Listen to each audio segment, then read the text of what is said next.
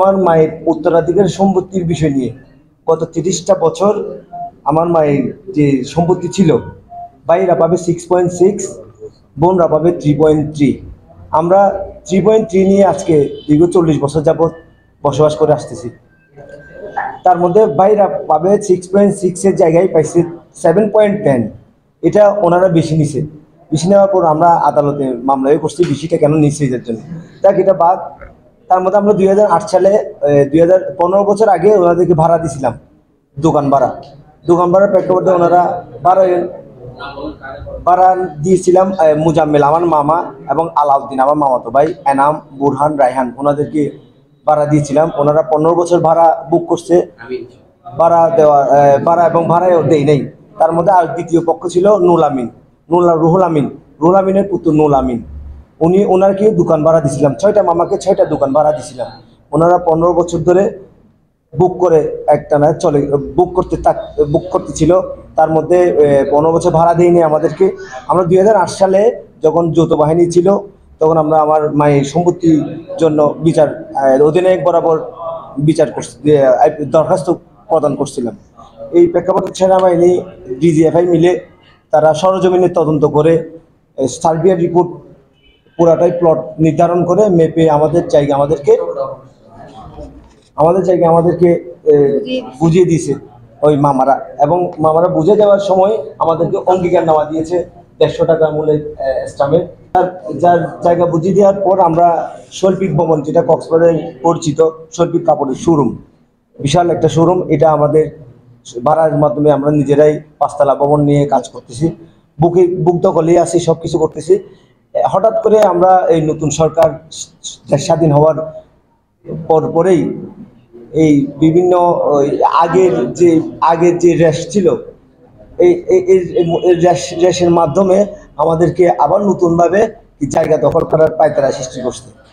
হুট করে দেখি দরজা ধাক্কাচ্ছে, মানে এমন ভাবে ধাক্কাচ্ছে যেন ডাকাত আসছে, আমাদেরকে হুমকি দিচ্ছে, এইভাবে ধাক্কাধাক্কি করতেছে। আমরা তাড়াতাড়ি বের হয়ে দেখি অনেকগুলো স্টুডেন্ট, প্রায় 100 জন মতো হবে। মেয়েরা প্রথমে সিঁড়ি দিয়ে বেয়ে একদম ওখানে ভিড় জমে গেছে, আর একটাও ফাঁকা জায়গা নাই যে আরেকজন দাঁড়াবে। ছেলেরা একটু বাহিরে ছিল। তা আমি জিজ্ঞেস করতেছি এতগুলো স্টুডেন্ট এখানে কি? এখানে বাসায় তো 5-6 জন মতো মেয়ে ছিলাম, যে কোনো ছেলেই ছিল না। এখন আমরা এতগুলো স্টুডেন্ট দেখে সবাই একটু মানে ভয় পেয়ে গেছি। এখন জিজ্ঞেস করলাম যে আপনারা কি জন্য আসছেন? তো বলতেছে আমরা এখানে জায়গা দখল করতে আসছি। কিসের জায়গা দখল হলো? তো সেগুলো আমরা শুনছি আমার শাশুড়ির জায়গা, ওনার ভাইদের সাথে ওনাদের ঝামেলা চলতেছে। তা আপনি স্টুডেন্ট নিয়ে কেন আসছেন এখানে? দেশে তো আইন আছে, আপনার মেম্বার চেয়ারম্যান আছে, সবাই যদি ঝামেলা হলে ওখানে গিয়ে আপনারা সমাধান করেন, প্লিজ আপনারা বাসা থেকে বের হয়ে যান। কারণ আমরা ভয় পাচ্ছি, আমরা 5-6টা মেয়ে, আমরা কি করবো? আপনাদের সাথে তর্কেও জড়াতে চাই না, কথা বলেও পার পাবো না। আপনাদের তো মারধর করার তো দূরের কথা, আপনাদের ভদ্র ভাষায় বলতেছি, আপনারা যেহেতু স্টুডেন্ট আপনারা সুন্দর করে চলে যান, আপনারা ওখানে গিয়ে যোগাযোগ করেন, মুরব্বীদের কাজ মুরব্বীরা সমাধান করবে। এখন বলছে আপনি বেশি কথা বলছেন, আপনি এখানে কথা বলার কে? আমরা এখানে 100 বার জায়গা দখল করব, এগুলো আমার বাপ দাদার জায়গা, আমরা নিয়ে ছাড়বো। উপর উঠে যাচ্ছে, হ্যাঁ নামের মেয়ে, নামটা কি যেন, শাম্মী, ওই মেয়েটা বলছে। ছাত্ররা প্রথমে বাহিরে ছিল, ওনারা কিছু বলে না, আমি ওনাদেরকে দোষ দিচ্ছি না, কারণ ওনাদেরকে উনি যেভাবে বুঝিয়ে নিয়ে আসছে ওনারা ঠিক সেটাই বুঝছে, ওনারা তার সত্য কোনটা মিথ্যে কোনটা জানে না। তো বলছি জায়গা দখল করতে আসছেন, আপনাদের কোনো ডকুমেন্টস আছে? আপনাদের তো ডকুমেন্টস নাই। জায়গা দখল করার থাকলে আপনারা আইনের আশ্রয় নেন, ওখানে আপনাদের জায়গা হয়ে থাকলে আপনাদের জায়গা আপনাদেরকে বুঝিয়ে দিবে সরকার, এখানে আমাদের কিছু করার নেই। এখন প্রথমে মেয়েরা ঢুকছিল, পরবর্তীতে দেখি ছেলেরা একজন ঢুকে পড়তেছে। তা আমি বলতেছি আপনারা আমাদের কারো পারমিশন নিয়ে ছেলেরা কি এখানে ঢুকতেছেন? এখানে আমরা আপনাদেরকে অ্যালাউ করতেছি না, আমরা সবাই ইয়াং মেয়ে। এখানে আমার এই ছেলেটা ছিল আমার বড় ভাবির ছেলে, তো কি করছে, নিরাপত্তার জন্য আপনার গ্রিলটা লাগাই দেওয়ার চেষ্টা করছে।